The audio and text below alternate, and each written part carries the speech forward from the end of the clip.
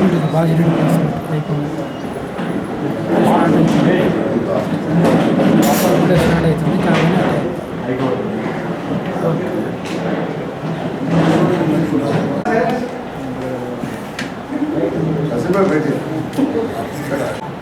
వరడా మొదటి నుంచి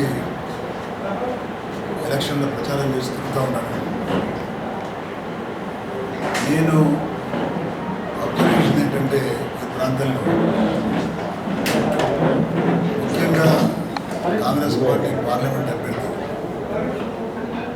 మన జీవన్ రెడ్డి గారు దాదాపుగా 2004 నుంచి ఈ ప్రాంత ప్రజలకు షుగర్ ఫ్యాక్టరీ తినిపిస్తామని వాగ్దానం చేస్తూ వస్తూ ఉన్నారు. 2004లో కూడా ఆయన ప్రభుత్వంలో ఉన్నాడు, ఎమ్మెల్యేగా ఉన్నాడు, క్యాబినెట్లో కూడా ఉన్నాడు. ఆయన 10 సంవత్సరాలు కాంగ్రెస్ పార్టీ ప్రభుత్వం 2014 వరకు ఉంది. షుగర్ ఫ్యాక్టరీ ఓపెన్ చేస్తానని చెప్పేసి అప్పుడు ప్రభుత్వం ఇచ్చిన వాగ్దానం మేరకు ఆ 10 సంవత్సరాల్లో కమిటీలు వేసి కార్యాపన చేసిన తప్ప షుగర్ ఫ్యాక్టరీ గురించి పట్టించుకున్న ఆరు లేడు. ఆ రోజుల్లో నేను కూడా ఎమ్మెల్యే, నేను బాన్స్వాడ ఎమ్మెల్యే, నేను కూడా మన మెంబర్ కమిటీ చైర్మన్ రత్నాకరరావు గారు మంత్రి గారు, దానిలో ఎమ్మెల్యేగా జీవన్ రెడ్డి గారు ఒక మెంబర్, హౌస్ కమిటీ మెంబర్. తూతు మంత్రంలాగా కమిటీ నిర్వహించడం, పోస్ట్పోన్ చేయడం తప్ప సమస్య ఏంటంటే ప్రైవేట్ వ్యక్తి నుంచి తీసుకొని ప్రభుత్వమే నడిపిస్తుందనే ఒక వాగ్దానం మేరకు మరి చర్చ జరిగింది. చివరిలో ఇచ్చే రిపోర్ట్ ఏంటంటే 5 ఏళ్లకు ప్రభుత్వం తీసుకుని నడిపే పరిస్థితి లేదు, ప్రైవేట్ వాళ్ళకి ఇచ్చి దాన్ని కొనసాగిస్తామని చెప్పేసి మాట్లాడడం జరిగింది. ఆ తర్వాత టీఆర్ఎస్ పార్టీ హయాంలో నేను కూడా ఎమ్మెల్యేను, మరి అప్పుడు ఉన్న ప్రభుత్వం కూడా వచ్చిన ప్రభుత్వం కూడా కేసీఆర్ గారు కూడా ప్రభుత్వం దాన్ని రివైవ్ చేసుకుంటూ నేను కూడా దాన్ని కొనసాగిస్తామని చెప్పి ప్రభుత్వం దాన్ని నడుపుతామని చెప్పి ఆ వాగ్దానం మేము చేస్తాం. ఆ తర్వాత కమిటీ వేసిన వారు కమిటీ వేసిన తర్వాత ముత్యాల శ్రీనివాస్ రెడ్డి గారి యొక్క నాయకత్వంలో కేసీఆర్ గారి యొక్క ఆదేశంతో మరి కోఆపరేటివ్ షుగర్ ఫ్యాక్టరీస్ మహారాష్ట్రలో చాలా సక్సెస్ఫుల్ నడుస్తున్నాయి కాబట్టి అది స్టడీ చేసి సంబంధించి పంపడం జరిగింది. మమ్మల్ని షుగర్ ఫ్యాక్టరీ పరిధిలో ఉన్నటువంటి గ్రామాల శాసనసభ్యులను, తర్వాత రైతాంగాన్ని 3-4 బస్సులలో మరి శరద్ పవార్ గారి కాన్సెన్సీ, ఇతర కాన్సెన్సీలు ఎక్కడైతే ప్రైవేట్ షుగర్ ఫ్యాక్టరీ నడుస్తున్నాయో ఆ ప్రాంతాలకు వెళ్ళి మేము స్టడీ చేసి వచ్చి రిపోర్ట్ సబ్మిట్ చేయడం జరిగింది. సబ్మిట్ చేసిన తర్వాత కేసీఆర్ ఒక ప్రకటన చేసిన వారు షుగర్ ఫ్యాక్టరీని ప్రైవేట్ వాళ్ళ నుంచి తీసుకొని మరి గవర్నమెంట్ 400 కోట్లైనా 500 కోట్లైనా ఖర్చు పెట్టి దాన్ని ఇన్వైట్ చేసి రైతులు ఒక కోఆపరేటివ్ సొసైటీగా పెట్టుకుంటే ఆ సొసైటీని అప్పగిస్తాం ఫ్రీగా చెప్పేవారు. దానికి రైతులు ముందుకు రాలి ఫ్రీగా ఉంది. మళ్ళీ ఆ కార్యక్రమాన్ని ఈ కాంగ్రెస్ పార్టీ నాయకులు గత ఎన్నికల ముందు మళ్ళీ వాగ్దానం అయింది, దీన్ని ప్రైవేటైజేషన్ తీసుకొచ్చి గవర్నమెంట్ కొనసాగిస్తుందని చెప్పేసి. అంటే దాదాపుగా 20 సంవత్సరాల నుంచి షుగర్ ఫ్యాక్టరీ రాజకీయాలు చేస్తూ ఓట్లు తల్లుపై ప్రయత్నం చేస్తుంది తప్ప ఈ విషయంలో చిత్తశుద్ధి లేనటువంటి జీవన్ రెడ్డి గారు మొన్న అసెంబ్లీ ఎలక్షన్లో ఓడిపోయిన తర్వాత శ్రీరాబాబు మంత్రి గారిని తాను ఇద్దరు వెళ్ళి మధ్యపేట ఫ్యాక్టరీ చుట్టూ ప్రదర్శన చేస్తున్నారు. కారణం ఏంటంటే మన పార్లమెంట్ ఎలక్షన్ ఉంది కాబట్టి ఈ ఎలక్షన్లో ఓటుదల కూడా నేను మనవి చేస్తున్నా, మీరు ఇచ్చిన వాగ్దానం గత అసెంబ్లీ ఎన్నికల్లో ఓడిపోయచ్చు, కానీ ప్రభుత్వం వచ్చింది కాబట్టి చేయాల్సిన బాధ్యత ఉంది. చేయాల్సిందే. దాన్ని పార్లమెంట్ ఎలక్షన్ పెట్టడానికి వెళ్ళలేదు. అదే కాబట్టి ఇంకో విషయం ఏంటంటే జీవన్ రెడ్డి గారు అబద్ధాలు కొడితే అంతకంటే డబుల్ అబద్ధాలు పోలు బీజేపీ పార్లమెంట్ అభ్యర్థి. గత 5 ఏళ్ల క్రితం 11 చేస్తా, షుగర్ ఫ్యాక్టరీ ఓపెన్ చేస్తా, నా సందర్భంతో ఓపెన్ చేస్తా, 5 రోజుల్లో 11 చేస్తారు నమ్మబలిపోయాలి నట్టడం వచ్చినటువంటి వ్యక్తి ధర్మపురాన్ని 11 పాడలేదు. ఈ ఇద్దరు కూడా జనాన్ని మోసం చేసుకుంటూ రాజకీయాలు నడుపుతారు తప్ప చిత్తశుద్ధి అయినటువంటి ఇద్దరు వ్యక్తులు. నేను ఒకటే కృషి చేస్తాను. మీరిద్దరు కూడా మరి మీరు చేసే కార్యక్రమం ఏంటంటే ప్రజలు క్లియర్ అనుకుంటున్నారు, మీరు ప్రజలు కళ్ళు మూసుకుని అనుకుంటున్నారు. మీరు మీ ఇద్దరు కూడా పార్లమెంట్ ఎలక్షన్లో కాంగ్రెస్ పార్టీ ఓట్లు బీజేపీకి, అసెంబ్లీ ఎన్నికల్లో బీజేపీ ఓట్లు కాంగ్రెస్ పార్టీకి వేయిస్తూ ఒకరికొకరు అలగలు తీసుకుంటున్నారు, అనుకుంటున్నారు, అలైబలే తీసుకుంటున్నారు.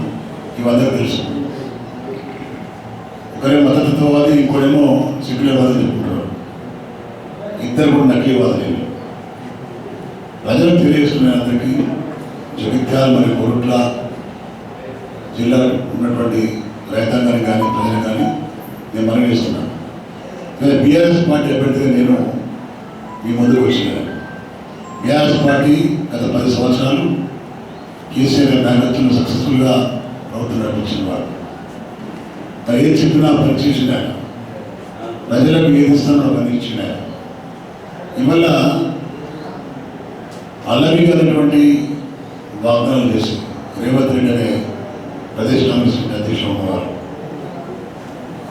అడ్డగోలు వాగ్దానాలు చేసి అన్ని కేసీఆర్ డబుల్ 200 ఇస్తాన్ని ప్రజలు నమ్మబలికి మోసం చేసి మరి అధికారంలో కూర్చున్నారు. వాళ్ళు అధికారంలో కూర్చున్నటువంటి వ్యక్తి 5 నెలలు గడుస్తున్న రుణమాఫీ కానీ, పెన్షన్ కానీ, రైతు బంధు కానీ చివరకు సాగురించే పరిస్థితి లేదు.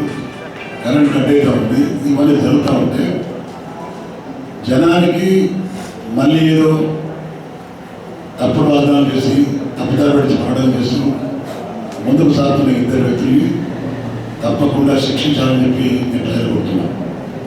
ఇవాళ ఒక ప్రకటన చూసా, దాని ప్రకటింది. వారి ఇచ్చిన వాగ్దానం ఏంటంటే ఈ ప్రాంతం నుంచి, మన తెలంగాణ ప్రాంతం నుంచి వేలాది మంది, లక్షలాది మంది యువకులు ఉద్యోగాలలో భాగంగా గాలి పాటలు పట్టింది.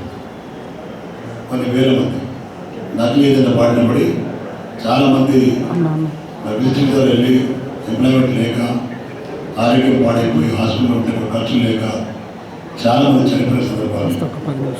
చాలామందిని ఆదుకున్నటువంటి వ్యక్తి మా జాగ్రత్త అధ్యక్షులు, మాజీ ఎంపీ ప్లస్ ఎమ్మెల్సీ మా కలవకుంట కవితమ్మ గారు. ఈ బీజేపీ గవర్నమెంట్ సెంటర్లో ఉన్న ఒక్క పని చేయలేదు, ఏ ఒక్కరు ఆదుకోలేదు. అరవింద్ ఇచ్చిన వార్త ఏంటంటే గల్ఫ్ పాలసీ తీసుకొస్తా, నేను ఈ సెంట్రల్ గవర్నమెంట్ యొక్క ఇష్యూ గల్ఫ్ పాలసీ తీసుకొస్తా, మా ఇంట్లో కాల్ సెంటర్ పెడతా, నేను ఎవరికి ఇబ్బంది ఉన్నా మా కాల్ సెంటర్కి ఫోన్ చేయండి, నేను తీరుస్తాను. కాల్ సెంటర్ లేదు, ఫోన్ లేదు. మళ్ళీ ఇప్పుడు ఏమంటుంటే వాళ్ళు పాటించడం, నేను గల్ఫ్ పాలసీ కానీ, షుగర్ ఫ్యాక్టరీ కానీ ఇది నాకు సంబంధం లేదు, ఈ స్టేట్ గవర్నమెంట్ సంబంధం చెప్తున్నాడు. కొంచెమన్నా అర్థం చేసుకోవాలా. గల్ఫ్ సమస్య ఏంటో ఇది నేషనల్ సమస్య, ఇంటర్నేషనల్ సమస్య. ఒక దేశానికి మరో దేశానికి సంబంధించిన విషయం. ఆ దేశంలోనే మన భారతీయ వ్యక్తులు పడుతున్న కష్టాలు, సమస్యలు పరిష్కారం చేయాలనుకుంటే విదేశాంగ శాఖ అనేది ఉంటుంది. ఆ విదేశాంగ శాఖతోని మరి వాళ్ళు చర్చించి పరిష్కారం చేయాల్సిన అవసరం ఉంది. అది నాకు సంబంధం లేదు అనే మాట మాట్లాడుతూ తప్పుని ప్రయత్నం చేస్తున్నాడు. మరి గతంలో ఏడు నాకు వచ్చింది, మరి ఇప్పుడు తప్పించుకున్న ప్రయత్నం చేస్తున్నారు ఆడవాళ్ళ ప్రజలు. ఇవన్నీ అటుండగా ఇవల్ల నేను మనవి చేస్తున్నా. కొంతమంది అంటారు మేము అరవింద్కు సంబంధం లేదు, మనం మోడీ వాళ్ళకి మనం అంటున్నాం. నేను అంటున్నా, ప్రతి పార్లమెంటరీ కాన్స్టిట్యున్సీ పరిధిలో ఉన్న ప్రజలకు వారికి వచ్చే సమస్యలు కానీ, సెంట్రల్ దానం వచ్చిన నిధులు కానీ మనం సాధించుకోవాలన్నప్పుడు మనకు ప్రతినిధి అవసరం. అసెంబ్లీలో ఏ విధంగా ఎమ్మెల్యే అవసరమో అదేవిధంగా పార్లమెంటరీ కాన్స్టిట్యూన్సీ పరిధిలో ఉన్న ప్రజలకు తప్పకుండా ప్రతినిధి కావాలా. ఆ ప్రతినిధి ఉంటేనే సమస్యల పరిష్కారం అయితే పార్లమెంట్లో పొందెత్తి మాట్లాడగలుగుతారు. మరి వారిని నేను మరిగేస్తున్నా, ఏ వ్యక్తి అయితే క్యాండిడేట్ కూడా బీజేపీ క్యాండిడేట్, ఆ వ్యక్తి గతంలో నాకు ఓటేమని చెప్పింది, ఇప్పుడేమో మోడీకి చెప్తున్నాడు. నువ్వు అసమర్థుడు ఆటోమేటిక్గా చెప్పేస్తున్నావు. నేను అసమర్థుని, నేను పని చేయాలని మాట్లాడుతూ తప్పించుకుని ప్రయత్నం చేస్తున్నాను. అలాంటి మాటలు మాట్లాడుతున్న వ్యక్తికి యువకుల మీద సందేశం ఇస్తున్నాడు.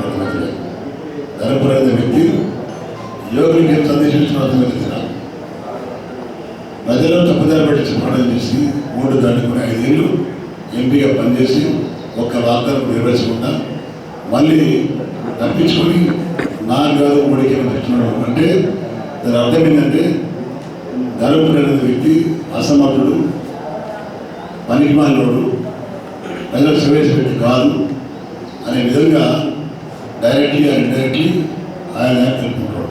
కాబట్టి రెండో విషయం ఏంటంటే మళ్ళా సెంట్రల్ గవర్నమెంట్ ఉంది, సెంట్రల్ గవర్నమెంట్ నడుస్తుందంటే ప్రజల నుంచి ట్యాక్స్ వసూలు చేసి ప్రభుత్వం నడిపిస్తుంది. మనకు వచ్చే వాటా మనకు కావాలి. మనకు వచ్చే వాటా మనకు కావాలన్నప్పుడు మన ప్రతినిధి అక్కడ ఉండాలి పార్లమెంట్. ఇంతకుముందు 5 సంవత్సరాల్లో బీజేపీ అభ్యర్థి ఉంది, బీజేపీ ఎంపీ ఉంది, సెంట్రల్ అనుకున్నటువంటి ప్రభుత్వం ఉన్నా రూపాయి సాధించిన వ్యక్తి. మరి మేము రేపు గెలిస్తే ప్రజల దయ వల్ల, ప్రజల సహకారం వల్ల నేను గెలిస్తే తప్పకుండా మనకు వచ్చే వాటా నిలదీసి తీసుకొచ్చే ప్రయత్నం చేస్తారు. తప్పకుండా దయచేసి మనం చేస్తున్నాం. ఆ రోజు ఈ 2 పార్టీలు బుద్ధి చెప్పి టీఆర్ఎస్ పార్టీకి ఓటేసి మరి నన్ను గెలిపిస్తే తప్పకుండా వాళ్ళకి సిగ్గు వస్తుంది, కొంచెం భయం ఏర్పడితే వాళ్ళకు. కనీసం ఇచ్చిన మాట ప్రకారంగా సగమైన స్కీములు అమలు చేసే ప్రయత్నం చేస్తున్నాను. అమలు చేయకుంటే నేను నాతో పాటు ఎమ్మెల్యేస్ 3 రాష్ట్రంలో ఎమ్మెల్యేలందరూ కూడా రేవంత్ రెడ్డి దగ్గరికి వెళ్ళి సచివాలయం కట్టేసి కేసీఆర్ గారు రేవంత్ రెడ్డి కూర్చున్నాడు, వెళ్ళి గల్లబెట్టుకుంటున్నాను. ప్రజలకు ఏం బాగా చేస్తున్నాడు. ఆ అధికారం నాకు ప్రజలు ఇవ్వాలి. ప్రజల అధికారం నాకు ఇస్తే తప్పకుండా మా ఎమ్మెల్యేస్, నేను కలిసి ఎంపీలు కలిసి వెళ్ళి తప్పకుండా వాళ్ళకు పోరాటం చేస్తాం. తప్పకుండా సాధిస్తాం కూడా నేను తెలియజేస్తున్నాం. ప్రజలకు కూడా మంచి విడపాటు నేర్పడం వీళ్ళిద్దరు మోసగాళ్ళు, పచ్చి మోసగాళ్ళు. ఈ మోసగాళ్లకు జనం బుద్ధి చెప్తారని నమ్ముతున్నా. దయచేసి మీరు సహకారం కావాలని కోరుతూ సెలవు తీసుకుంటున్నా. జై తెలంగాణ.